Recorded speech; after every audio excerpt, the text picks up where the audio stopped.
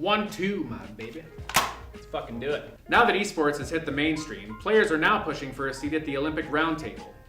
But Mr. Thomas Bach, president of the International Olympics Committee, pridefully shot down those hopes last week while speaking with the Associated Press. Bach stated, "We cannot have a game in the Olympic program that promotes violence or discrimination." Inching his head further up his ass, Bach continued by saying, despite the lethal origins of Olympic combat sports, today they are the civilized expression about those conflicts.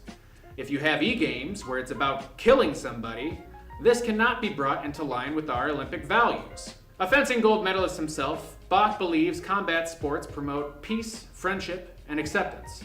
A stark contrast to the fatally violent repercussions of team-based esports that erode the foundations of our civil society today.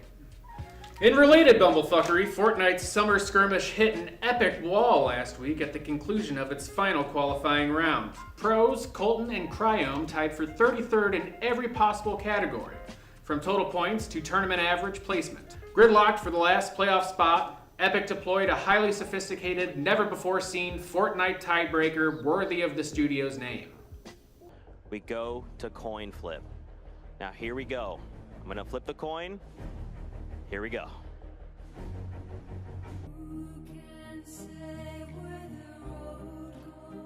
After the loss, Colton tweeted, "A coin flip stopped me from getting a chance at $1.5 million. GG's, everyone. What a great experience this was."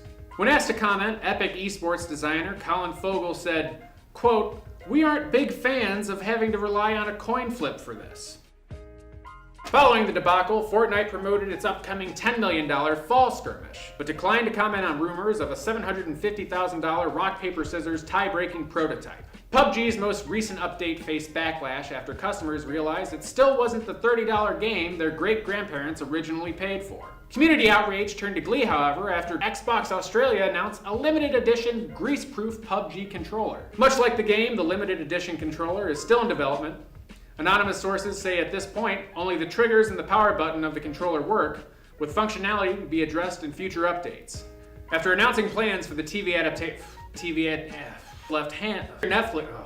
After announcing plans last year for a TV adaptation of Project Red's critically acclaimed series The Witcher, Netflix left fans with a pretty big cliffhanger. Just who would play the complex protagonist, Geralt of Rivia? Over a year later, fans finally got their answer after Netflix revealed Geralt would be played by none other than Henry Cavill.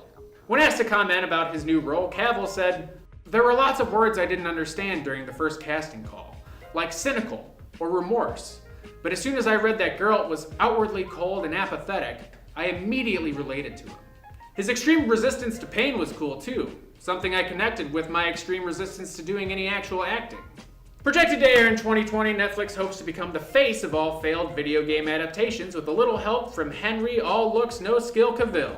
That's it for our broadcast. Good night, ladies and gentlemen.